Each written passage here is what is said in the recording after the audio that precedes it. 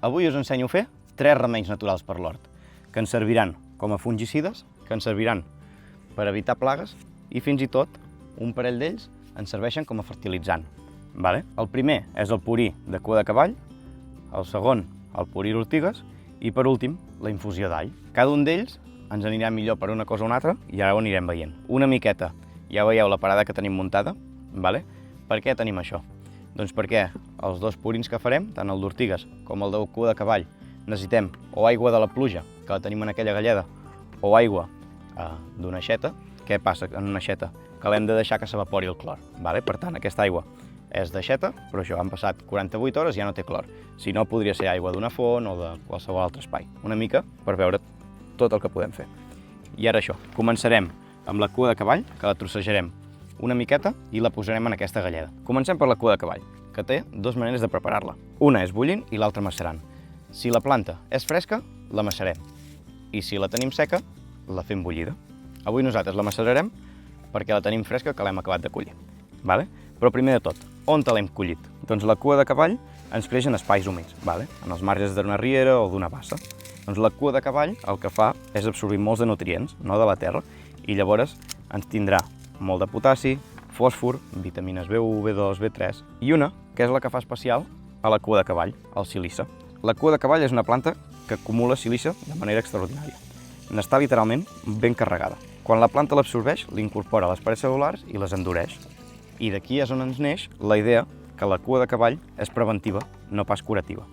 Per tant, quan el fong ja hi és, no el mata, però en canvi, quan encara no el tenim, el que farà serà blindar la planta perquè no hi pugui entrar. Dues coses per què serveix, no? La primera és que és fungicida, és el seu gran fort i per lo que la gent el coneix més, que és fantàstic amb l'oïdi, amb el míldiu, amb la botrytis, etc. I també és un bon repel·lent, d'aranya roja i de pugó. I a nivell de proporció, a l'hora de preparar-la, per cada quilo de cua de cavall hem de posar 10 litres d'aigua. Doncs el que fem és posar-ho en un cubell de plàstic, mai de ferro, per l'òxid, que això ens intervindria després amb la maceració, i ho remenarem cada dia, un o dos cops. Si no ho remenem, no ens entrarà oxigen i farà que la planta es podreixi. Per tant, després això ja no ens servirà per res. I al ser una maceració, a l'hora de conservar, se'ns pot guardar bastant de temps. La podem guardar fins a mig any en un lloc fresc i sec.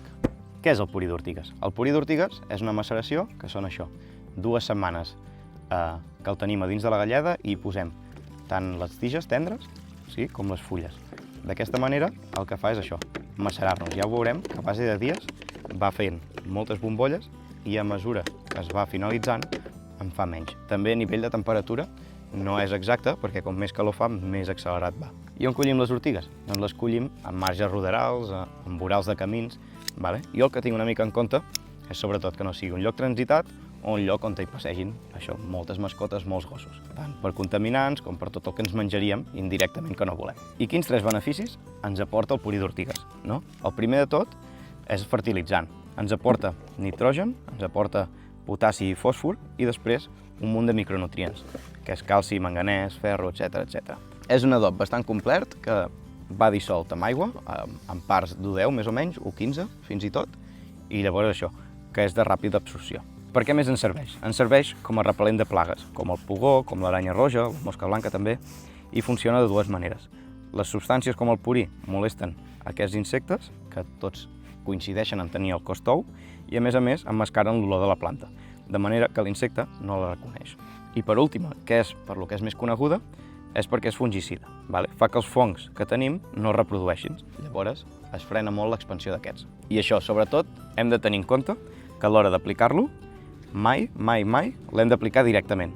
No es pot aplicar pur perquè ens cremaria la planta. Per tant, això que us deia, una part entre 10 es dilueix i llavors es pot o ruixar o regar la planta. Si ho ruixem, hem de pensar a ruixar els dos enversos, l'anvers i el revers, i la infusió d'all per últim, que a diferència dels anteriors, aquest no se'ns guardarà mig any, sinó que només se'ns guarda uns 15 dies. El motiu és que és una infusió i no una fermentació. Per preparar-lo el que fem és xafem l'all i el deixem 24 hores en aigua.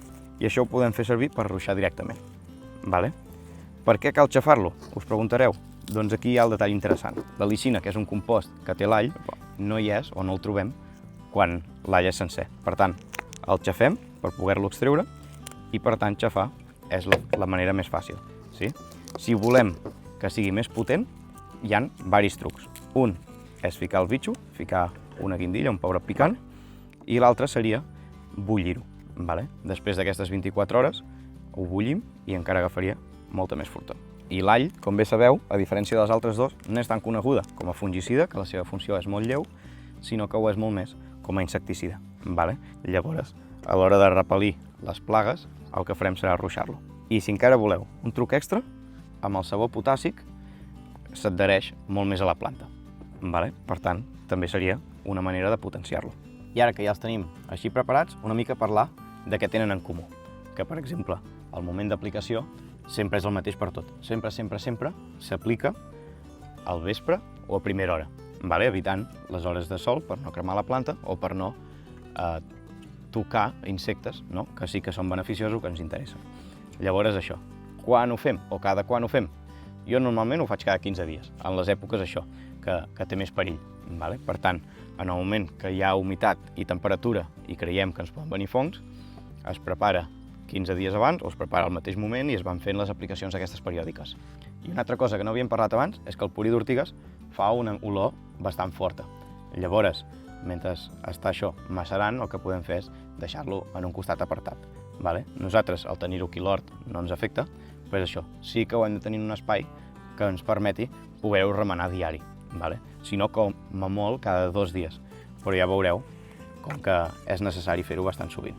I el que farem serà l'aplicació de purí d'ortiga i de cua de cavall, que moltes vegades aquests productes ecològics que podem comprar acaben sent aquestes infusions que us hem ensenyat a fer.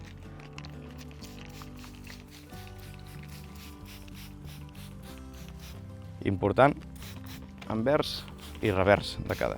I ara això, el que farem serà tapar-ho, vale? En el recipient, important que no quedi hermètic, ha d'entrar l'oxigen, vale? Ha d'entrar aire, i ja ho tindrem. Això, recordar-vos que fer una bona remenada, vale? De 2 minuts ben bons, i nosaltres ens quedem aquí. Moltes gràcies per veure el vídeo, subscriviu-vos, deixeu-nos un m'agrada i xec!